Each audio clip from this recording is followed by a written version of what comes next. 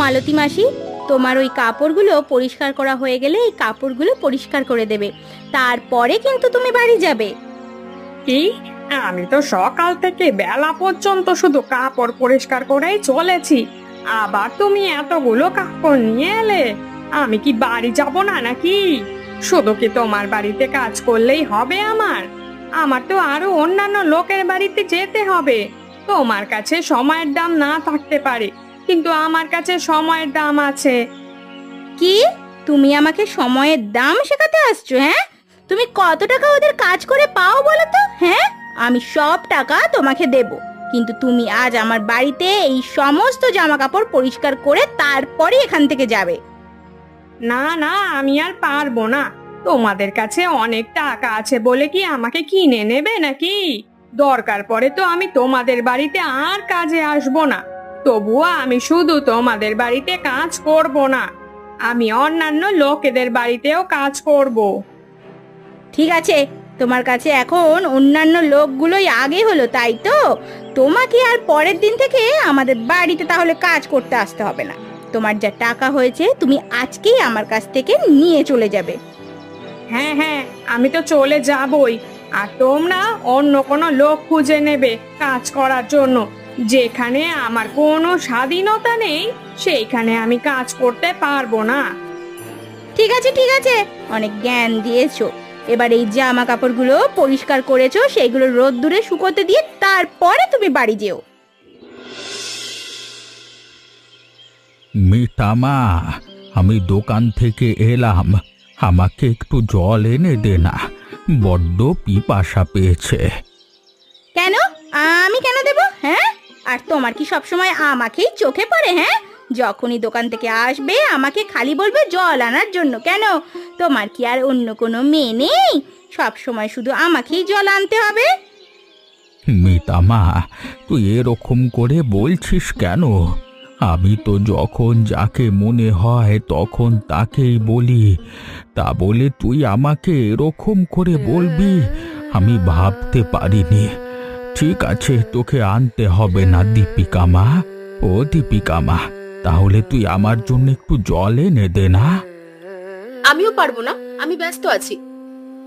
ব্যস্ত আছিস মানে? কোনো কাজ তো করছিস না, তাহলে তুই কিসের ব্যস্ত? আমি তো বলছি আমি পারবো না, তাহলে আমার কানের কাছে কেন ঘ্যান ঘ্যান করছো বলো তো? তাহলে সুলতা, তুই তো অন্তত আমার জন্য এক গ্লাস জল আনতে পারবি নাকি? সবাই তো মুখ ঘুরিয়ে নিল।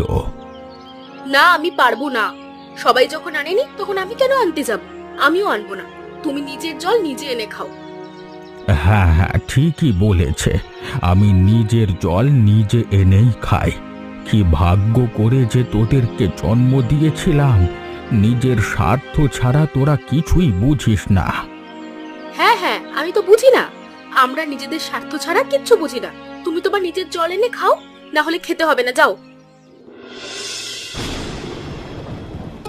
আরে কেমন আছিস রে দিব্যেন্দু?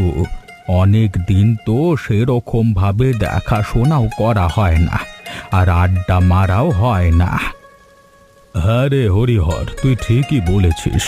এখন বুড়ো হয়েছি, একদিকে শরীরের এখানে ওখানে ব্যথা, আবার উল্টে সংসারের চাপ, সব নিয়ে তো টাইমই পাওয়া যায় না যে একটু আড্ডা মারতে আসবো। হ্যাঁ রে দিব্যেন্দু, সে তুই ঠিকই বলেছিস। বাড়ির যা চাপ কি বলবো। আর তোর বাড়ির সবাই ঠিকঠাক আছে তো? হ্যাঁ রে, বাড়ির সবাই ঠিকঠাক আছে। আর হরিহর, তুই এরকম ভাবে বলছিস কেন? তোর বাড়িতে কিছু হয়েছে নাকি? আমাকে বল না। কি আর বলবো বল, আজকে বেলায় আমি দোকান থেকে বাড়ি গেছি। আমার মেয়েদেরকে বললাম যে আমাকে রান্নাঘর থেকে এক গ্লাস জল এনে দে, সেইটা ওরা পারলো না। ওরা তিনজনই অজুহাত দেখিয়ে দিল। এবার তুই বল, আমি বুড়ো বয়সে কত হাঁটা চলা করব? সে কি, তোর তিন মেয়ের একটা মেয়েও তোকে জল এনে দিল না?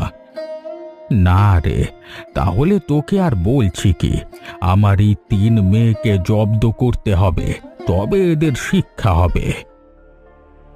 দিব্যেন্দু, তুই ঠিকই বলেছিস, এদের জব্দ করলেই শিক্ষা হবে। কিন্তু কি করব সেটাই তো বুঝতে পারছি না। যদি কিছু ভাবতে পারিস সেটা তুই পারবি, কারণ তুই অত বড় ব্যবসাটা নিজের বুদ্ধিতেই এখনো একা চালিয়ে যাচ্ছিস। এটা তোর দ্বারাই সম্ভব। আমার মাথায় একটা বুদ্ধি এসেছে, তবে তার জন্য একটা ছেলে চাই। কি বুদ্ধি তুই বল না আমার কাছে, একটা চেনা ছেলে আছে তো। এই ছেলেটাকে শিখিয়ে দিতে হবে যে আমার মেয়েদের সামনে গিয়ে বলতে আমি অনাথ, আমার বাড়িতে গিয়ে কোনো কাজ করতে হবে না। তখন আমার 3 মেয়ে বলবে যে আমি বিয়ে করব, তখন আমি তাদের দিয়ে খাটিয়ে নেব, আর পরে ওদেরকে বলবো যে এটা তোদের শিক্ষা দেওয়ার জন্য এই ছেলেটাকে এনেছি।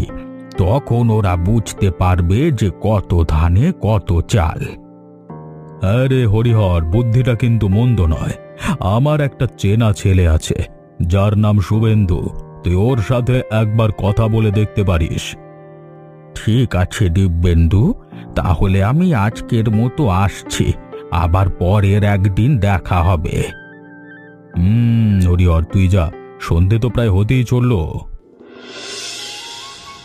সুলতা, ওই সুলতা, আমি বাড়ি চলে এসেছি। আমার জন্য রান্নাঘর থেকে খাবারটা এনে দে তো, বড্ড খিদে পেয়েছে। কি, তুমি খাবার খাবে? আজ তো খাবার রান্নাই হয়নি। আজকে তোমাকে জল খেয়ে শুয়ে পড়তে হবে। কেন রে, জল খেয়ে শোবো কেন? তোদের মালতী মাসি আজকে তো এসেছিল বাড়িতে, তা তোদের মালতী মাসি রান্না করে দিয়ে যায়নি? না গো বাবা, আসলে হয়েছে কি, আজকে সকালে মিতা মালতী মাসিকে অনেকগুলো নোংরা কাপড় দিয়েছিল, আর সেইগুলোকে মালতী মাসি পরিষ্কার করতে পারবে না বলে মিতা রেগে গিয়ে মালতী মাসিকে কাজ থেকে বের করে দেয়। কি, মালতী মাসিকে কাজ থেকে বের করে দিয়েছে? তোর এত বড় স্পর্ধা? হ্যাঁ, কি রে মিতা, তুই কত টাকা ইনকাম করিস যে মালতী মাসিকে বাড়ি থেকে বের করে দিয়েছিস? ও তো তবুও কিছুটা খেটে পয়সা রোজগার করে, আর তুই তো বাবার পয়সায় ফুটানি দিস। লজ্জা করে না মালতী মাসিকে কাজ থেকে বের করে দিতে? কেন বের করব না? মালতী মাসি আমার কথা শোনে না কেন? হ্যাঁ, কেন শোনে না? আমি তো বেশি জামা কাপড় পরিষ্কার করতে দিইনি। মালতী মাসি কেন তাও এরকম ভাবে রেগে রেগে আমাকে কথা শোনাবে? তাই আমি মালতী মাসিকে টাকা দিয়ে কাজ থেকে বের করে দিয়েছি। মিতা, তুই কিন্তু কাজটা ঠিক করিসনি। কি ঠিক করেছি আর কি ভুল করেছি সেটা আমি ভালো করেই জানি। আজ খাবার হবে না, তুমি জল খেয়ে শুয়ে পড়ো। বাবা, ও বাবা, ঘুম থেকে ওঠো। সকাল যে অনেকক্ষণ হয়ে গেছে, তুমি আজকে দোকানে যাবে না? সে কি রে, আজকে কোন দিকে সূর্য উঠলো যে 3 মেয়ে মিলে আমাকে ডাকছিস? নিশ্চয়ই তোদের কিছু এখানে স্বার্থ আছে, সেজন্যই আমাকে 3 জনে মিলে ডাকছিস, নইলে কোনো দিনই আমাকে ডাকিস না। বাবা, তুমি কি সবসময় আমাদের স্বার্থটাই দেখো? কেন, আমরা কি তোমাকে ডাকতে পারি না ঘুম থেকে? এতদিন ধরে তোদেরকে নিয়ে ঘর সংসার করছি, আর আমি জানবো না? তা সবই যখন জেনে গেছো, তাহলে আমাদেরকে হাত খরচের টাকা দাও। অনেক দিন হয়ে গেছে আমরা কোথাও ঘুরতে যাইনি। আমার কাছে এখন অত টাকা নেই তোদের দেওয়ার মতো। টাকা নেই মানে? টাকা নেই মানেটা কি? টাকা তোমাকেই দিতে হবে। আজকে আমি দিতে পারবো না তো পারবো না। আমি আর তোদের সাথে অত কথা বাড়াতে চাই না। আমি দোকানের দিকে যাব, নইলে আমার দোকান খুলতে দেরি হয়ে যাবে। হ্যাঁ, যাও তো যাও, তুমি তোমার দোকানেই যাও। তুমি কখনো আমাদেরকে বেশি বেশি করে টাকা দাও না, যে আমরা কোথাও ঘুরে আসতে পারি। যখনই তোমার কাছ থেকে টাকা চাইতে আসি, তখনই তুমি আমাদেরকে কিছু না কিছু করে একটা বাহানা দিয়ে দাও। তা কেনই বা বাহানা দেব না? পয়সা রোজগার করতে কত পরিশ্রম লাগে জানিস? আর সেই পয়সা তোরা নির্দ্বিধায় উড়িয়ে দিস। তোদের সঙ্গে ফালতু বকে আমার লাভ নেই। আমি দোকানের দিকে যাচ্ছি। শুভেন্দু, শুভেন্দু, বাড়িতে আছো? তোমার সাথে একটু দরকারি কথা ছিল। কে আপনি? আমি তো ঠিক চিনতে পারলাম না আপনাকে। আর আপনার আমাকে কিসের দরকার? আসলে আমি দিব্যেন্দুর বন্ধু। ও আচ্ছা আচ্ছা আচ্ছা আচ্ছা, দিব্যেন্দু কাকার বন্ধু। হ্যাঁ বলুন না, উনি আমাকে কালকে বলে গিয়েছিলেন যে একটা ভদ্রলোক তোমার কাছে আসবে। তাহলে সেই লোকটা কি আপনি? হ্যাঁ হ্যাঁ, তুমি ঠিকই ধরেছ। তা বলুন, আপনাকে আমার কিসের প্রয়োজন? আসলে আমার বাড়িতে 3 মেয়ে আছে, আর এই 3 মেয়েই খুব কুঁড়ে। তারা নিজে থেকে কোনো কাজই করে না। বাবা, তুমি আজকে আমাদের বাড়িতে আমার সাথে রাতে যাবে, এবং আমি আমার মেয়েদেরকে বলবো যে এই পাত্রটাকে আমি খুঁজেছি তোদের বিয়ে দেওয়ার জন্য, কিন্তু কার সাথে বিয়ে দেব এটাই বুঝতে পারছি না। তখন ওরা নিজেকে প্রমাণ করবার জন্য বাড়ির সমস্ত কাজ করবে, আর আর তাদেরকে এভাবে আমি জব্দ করব। হ্যাঁ ঠিক আছে হরিহর কাকা, তুমি চিন্তা করবে না, আমি তোমাদের বাড়িতে যাব। আর হ্যাঁ, শুধু যে গেলেই হবে না, তুমি বলবে যে আমাদের বাড়িতে আমার মা নেই, সমস্ত কাজের লোক করবে, এমনকি রান্নাটাও কাজের লোক করে দিয়ে যাবে। তাহলে আমার প্রত্যেকটা মেয়ে তোমাকে বিয়ে করবার জন্য রাজি হয়ে যাবে। ঠিক আছে হরিহর কাকা, আমি বুঝে গেছি আমাকে কি করতে হবে। ঠিক আছে শুভেন্দু, তাহলে চলো আমরা আমাদের বাড়িতে যাই। তুমি তোমার বাড়িতে ফিরবে তো, না হলে রাত্রির হয়ে যাবে। হ্যাঁ কাকা, চলুন আপনার বাড়িতে চলুন। দীপিকা, মিতা, সুলতা, কোথায় গেলি রে? তোদের জন্য কাকে ডেকেছি দেখ। বাবা, এই ছেলেটা কে? আর আমাদের বাড়িতে এই ভর সন্ধেবেলা কি করতে এসেছে?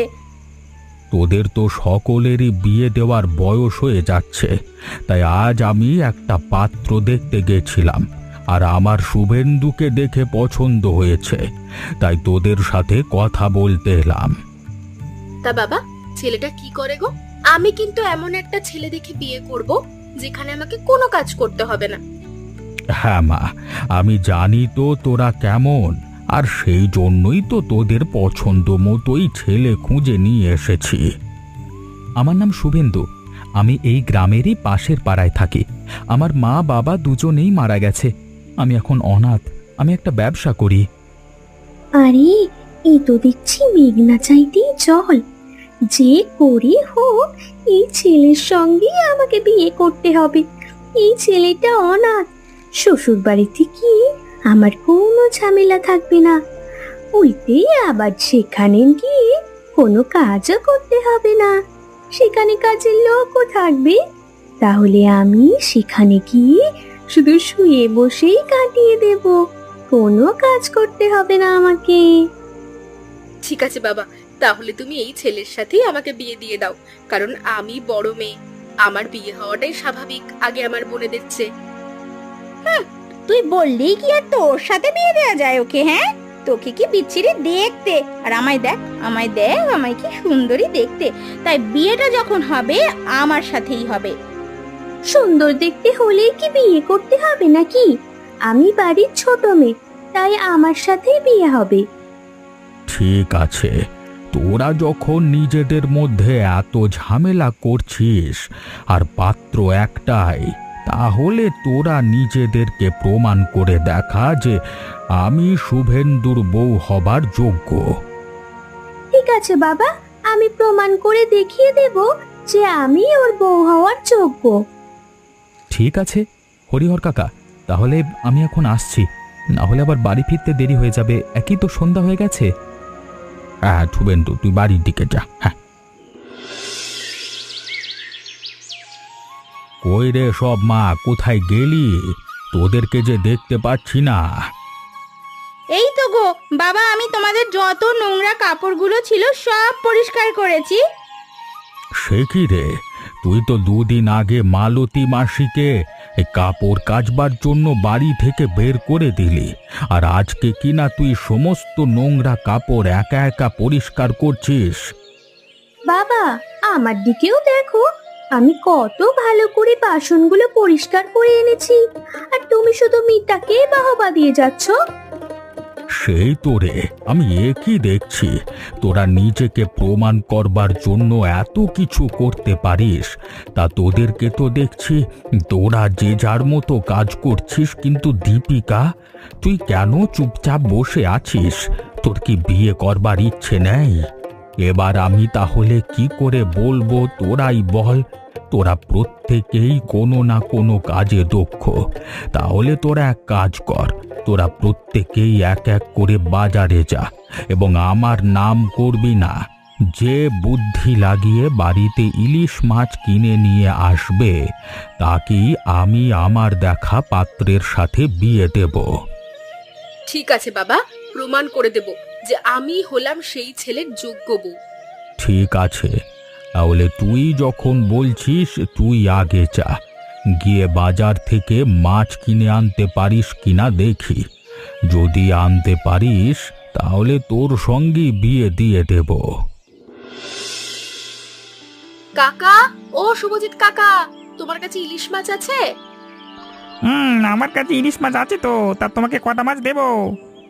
শুভজিৎ কাকা, আমাকে একটাই ইলিশ মাছ দাও। এই নে তোর মাছ, আর 10 টাকা হয়েছে। কাকা বলছি, আমার কাছে তো টাকা নেই।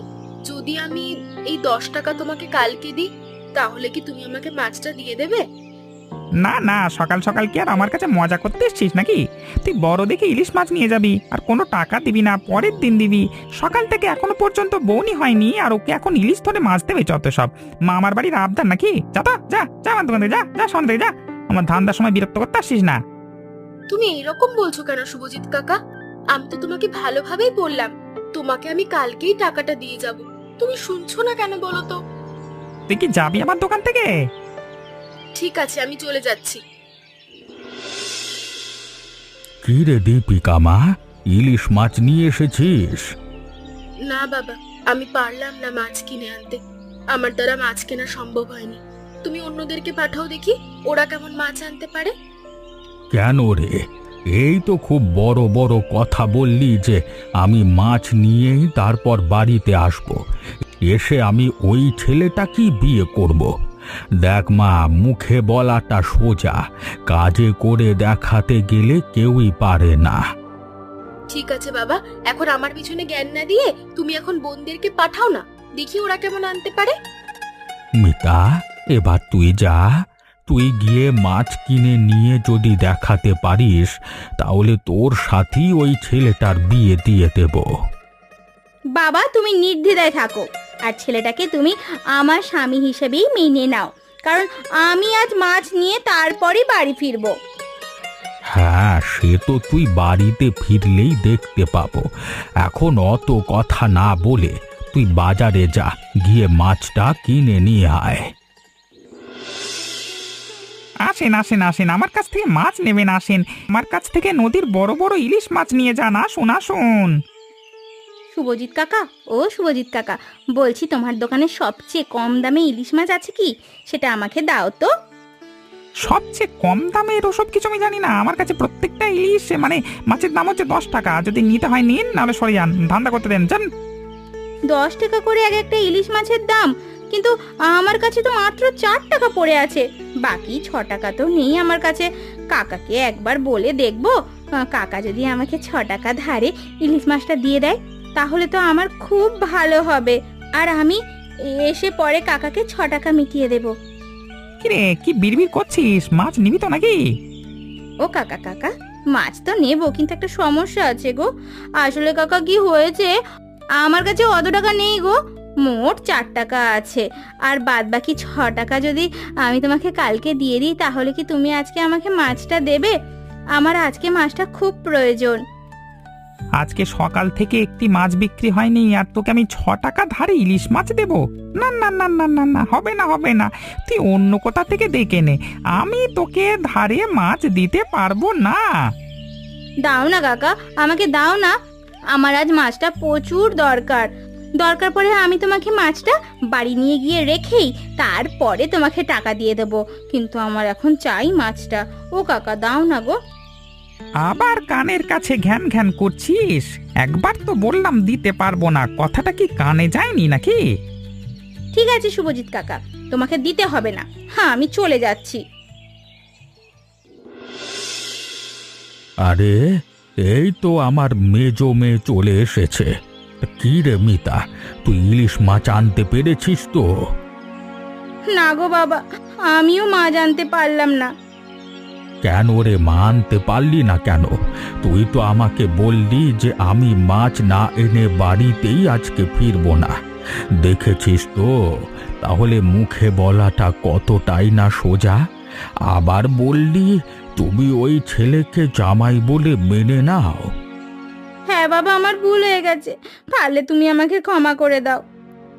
ঠিক আছে, তুই যখন পারলি না, তাহলে আমার আর এক মেয়ে আছে, এবার সে যাক। সে যদি এবার গিয়ে আনতে পারে, তাহলে তার সাথেই সেই ছেলের বিয়ে দিয়ে দেব। তা সুলতা মা, যা তুই এবার বাজারে যা, গিয়ে ইলিশ মাছ নিয়ে আয়। না বাবা, আমি আর যাব না। কেন রে, তুই যাবি না কেন? তাহলে তো তুই আগে থেকেই হার মেনে নিলি। আসলে সেটা নয়, আমার দুই দিদি যখন পারেনি, তখন আমিও পারবো না। সেজন্য আর বৃথা চেষ্টা করে লাভ নেই। এবার তোদেরকে আমি একটা পরামর্শ দিচ্ছি। তোরা এবার তিনজন মিলে ওই মাছওয়ালার দোকানে গিয়ে তিনজনে মিলে বুদ্ধি করে ইলিশ মাছ কিনে নিয়ে আয়। এবার দেখি তোরা ইলিশ মাছ আনতে পারিস কিনা। আর গিয়েই বা কি লাভ? একবার যখন হয়নি, তখন কি দুবার ধরে গিয়ে কিছু হবে? আমি বলছি, যখন একবার তোরা যা না, গিয়ে দেখ চেষ্টা করে যদি পারিস। বলছো যখন, তাহলে একবার চেষ্টা করে দেখি। চল চল, আমরা তিনজনে মিলে বাজারের দিকে যাই। বাবা, এবার দেখছি তোরা তিনজন মিলে আমার দোকানে চলে এসেছিস আমাকে বিরক্ত করতে। আমি আগেও বলেছি আর এখনো বলছি, আমি 10 টাকার কমে মাছ বিক্রি করব না, আর তোদেরকে ধার তো দেবই না। দিদি, তাহলে এবার কি করা যায় বলো তো? আমার কাছে আপাতত 4 টাকা আছে, আর তোদের কাছে কি কোনো টাকা পয়সা আছে? তাহলে একসাথে টাকাটা দিয়ে ইলিশ মাছটা কেনা যাবে, বল? হ্যাঁ, আমার কাছেও 4 টাকা আছে। আর আমার কাছে 2 টাকা আছে। বেশ, তাহলে তো হয়েই গেল। 10 টাকা তাহলে পেয়ে গেলাম। শুভজিৎ কাকা, আমাদের একটা ইলিশ মাছ দিয়ে দাও। আর এই নাও, এই নাও তোমার 10 টাকা। হ্যাঁ, কই দে টাকা দে, আর এই নে তোদের ইলিশ মাছ নে। ঠিক আছে শুভজিৎ কাকা, তাহলে আমরা এখন আসছি। দেখো বাবা, আমরা অবশেষে মাছ কিনে নিয়েই বাড়িতে ফিরলাম। হ্যাঁ বাবা, তুমি বলেছিলে না আমরা মাছ কিনতে পারবো না? এই দেখো মাছ এনেছি। হ্যাঁ রে, তাই তো দেখছি, তোদের হাতে মাছ। তাহলে এর থেকে তোরা কি শিখলি? কি শিখলাম মানে? বাবা, তুমি কি বলতে চাইছো? আমরা ঠিক বুঝতে পারছি না।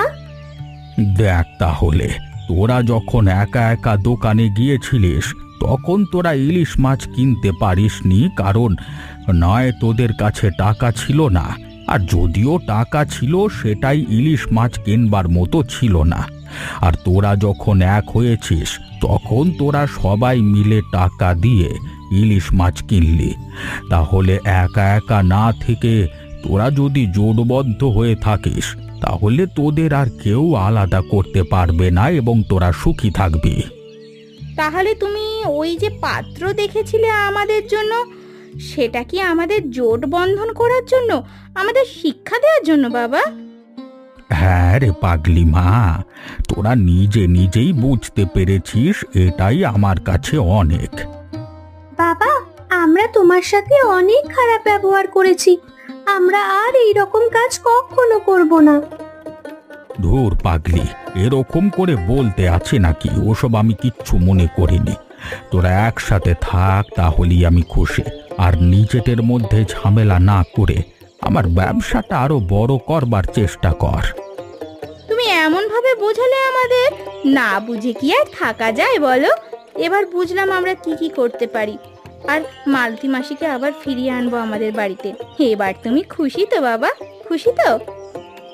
অবশ্যই খুশি। আমি তোদের বাবা রে, তোদের ভালোই চাই সব সময়।